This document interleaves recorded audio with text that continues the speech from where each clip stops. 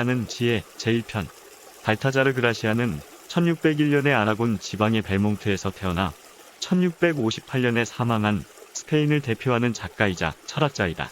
그는 또한 군목사로서 탁월한 재능을 보여 군인들 사이에서는 승리의 대부라는 칭호를 받았으며 스페인 국왕의 고문 자격으로 마드리드 궁정에서 철학 강의와 설교를 하기도 했다.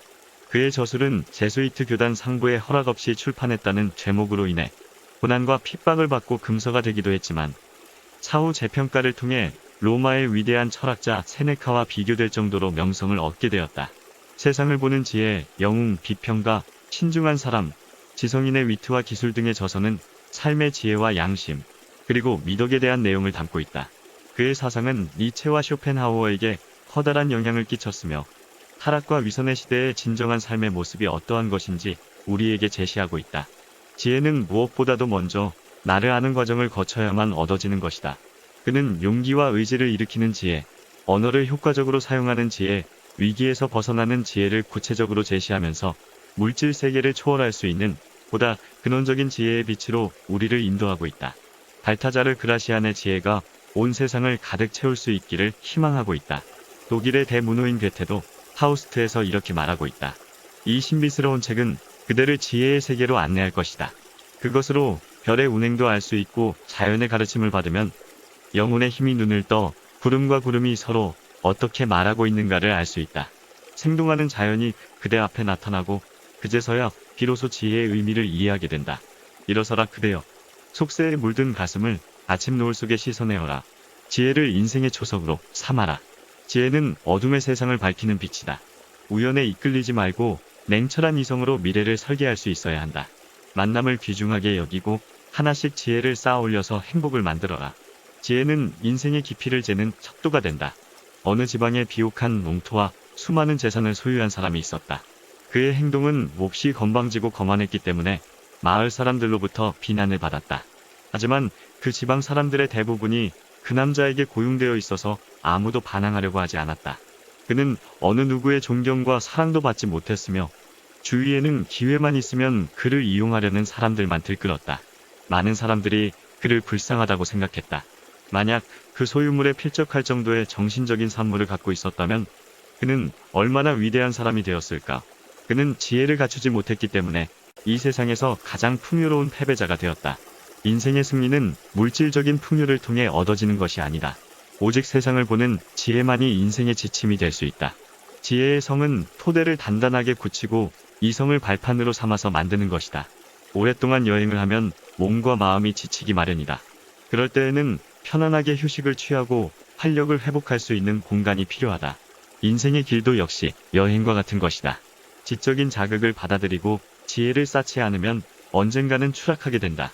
지혜의 빛 속에서 살고 철학의 세계를 탐구하는 것은 그대에게 주어진 가장 고귀한 재산이다.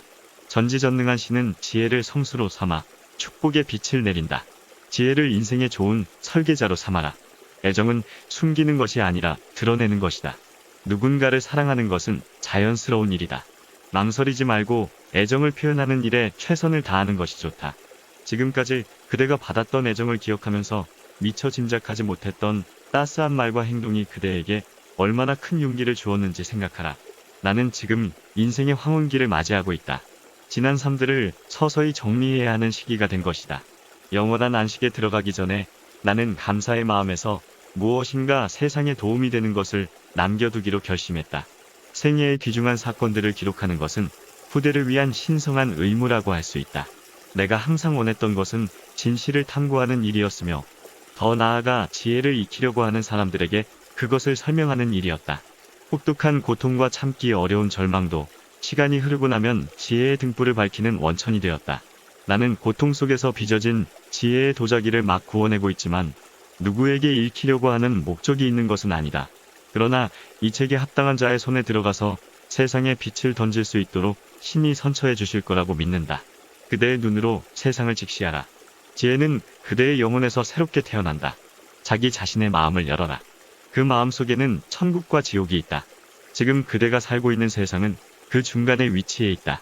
그렇기 때문에 세상을 얻은 것처럼 행복하기도 하지만 때로는 가슴이 찢어질 정도로 고통스럽다. 세상 그 자체는 아무것도 아니다. 단지 그대의 마음이 천국으로 가는지 혹은 지옥으로 가는지에 따라 세상의 모습이 달리 보이는 것이다. 그대의 삶은 천국에 대한 동경과 지옥에 대한 공포에 의해 이루어진다. 점차 성장하면서 그대는 인생의 길을 걸어간다. 그리고 그대에게 주어진 운명을 받아들이고 그 일에 동요하지 않는 것이 지혜라는 사실을 배운다. 시간이 갈수록 인생은 더욱 복잡하게 되지만 마치 산의 정상에 서면 계곡과 구름이 발 아래 보이듯이 세상을 보는 지혜도 한층 크고 깊어진다. 지혜라는 작은 그릇에 세상을 담을 수 있게 되는 것이다. 삶이 그대에게 주는 지혜를 통해 항상 세상을 내려다볼 수 있다면 반드시 행복을 찾게 될 것이다. 사랑과 자선, 선행은 미덕이 연주하는 아름다운 선율이다. 미덕을 갖추면서 그대는 서서히 세상의 이치에 대해 알게 된다. 이해력이 깊어지고 현명한 눈으로 사물을 바라보며 용기를 품고 동정심이 넘치고 항상 기쁘고 정직하며 뛰어난 통찰력으로 현실을 직시하는 것이다. 미덕은 비천한 이 세상을 비추는 태양이다. 그것은 너무나 아름다운 것이기 때문에 신과 인간 모두에게 사랑받는다. 미덕은 바로 지혜의 본질이기 때문이다. 미덕이 아닌 것은 언제나 추할 수밖에 없다. 인간의 위대함을 측정할 수 있는 것은 바로 미덕이다. 물질적인 부유함이나 빈곤에 의해 측정되어서는 안 된다. 오직 미덕만이 사랑받는 인생을 만들 수 있으며 세상을 떠난 후에도 역사에 남아 후세의 거울이 될 수 있다. 우정은 매우 소중하다. 항상 가까이 있어서 좋은 친구가 있고 멀리 떨어져 있어서 좋은 친구가 있다. 진실한 우정을 유지하는 것은 새로운 친구를 만드는 것보다 더욱 중요한 일이다. 세상을 얻는 비결은 좋은 친구 관계를 유지하는 것이다. 친구를 가질 수 없다면 그대는 고독할 수밖에 없다. 우정을 키우는 요령은 어떻게 하면 그 친구의 장점을 키울 수 있는가를 알아내는 것이다. 우정은 서로 나누는 것이다. 깊은 우정을 나누면 나의 장점도 더욱 커지게 된다. 가장 좋은 친구는 나에게 진심 어린 충고를 하는 그런 친구라고 할 수 있다. 친구가 없는 것보다 쓸쓸한 일은 없다. 우정은 행복을 더해주고 슬픔을 덜어주기 때문이다. 행복에 이르는 길은 무수히 많다. 그대는 수없이 많은 길 가운데 하나를 선택한다. 그 길이 올바른 길이 아니라면 가지 않는 것이 좋다. 욕망에 사로잡힌 사람이나 질투에 눈이 먼 사람의 길은 가파르고 험난하지만 신념을 가진 사람의 길은 넓고 평탄하다. 그대는 행복이나 불행을 맞이하면서 살고 있다. 그렇지만 인생을 바라보는 시각에 따라 불행이 행복으로 변하기도 한다. 불행에서 벗어날 수 있는 한 가지 법칙이 있다. 그것은 스스로 욕망과 탐욕의 눈을 행복의 눈으로 바꾸는 일이다. 빛으로 세상을 바라보는 일이다. 모든 일에 만족하면서 살아가는 사람도 있지만 언제나 슬픔에 강해 자신의 몸을 던지는 사람도 있다. 슬픔으로 자신의 몸을 적시는 사람은 행복할 수 없다. 그대의 눈동자 속에 행복이 깃들어 있다면 세상은 온통 환해질 것이다. 지혜의 빛을 따라 걸어가면 그 길이 보인다. 아름다움이란 눈으로 보는 것이 아니라 마음으로 느끼는 것이다. 욕망의 노예가 되고 싶지 않다면 먼저 자신의 감정을 적절하게 조절할 수 있어야 한다. 욕망에 이끌리는 사람은 자신의 책임과 의무를 다할 수 없다. 지혜로 자신의 영혼을 가꾸려면 변덕스러운 감정을 통제할 수 있어야 한다. 수학 문제를 푸는 소년이 얼굴을 찡그리면서 썼다가 지우고 또 처음부터 다시 문제를 풀어나가는 사이에 점점 의욕을 잃어버리는 것은 어째서일까? 그것은 소년이 아직 자신의 집중력을 통제하는 방법을 모르기 때문이다. 조금 전까지는 문제를 잘 풀어가고 있었는데 무엇인가 다른 생각이 머리를 스쳤거나 혹은 어떤 일에 시선을 빼앗겨서 계산의 흐름을 놓쳐버린 것이다. 다른 곳으로 이끌리는 욕망을 다시 제자리로 돌려놓을 수 있을 때 그대는 한층 높은 삶을 살아갈 수 있다. 마른 마음을 비추는 거울이다. 남들과 훌륭한 대화를 나누는 기술을 터득하라. 그것은 설득의 기술이다. 다른 사람의 의지를 자신의 뜻대로 움직이는 것은 하나의 기술이다. 말을 잘하는 것만으로는 충분하지 않다. 미리 예측할 수 있어야 한다. 속임수를 피하려면 예측할 수 있는 능력이 필요하다. 직장을 얻기 위해 면접을 받고 있는 응모자는 심사관의 질문을 미리 예상하면서 어떠한 질문을 던져도 즉시 대답할 수 있는 태세를 갖추고 있어야 한다. 그것은 선전포고 없는 작은 전쟁이다. 대답을 들으려면 질문을 하는 수밖에 없다.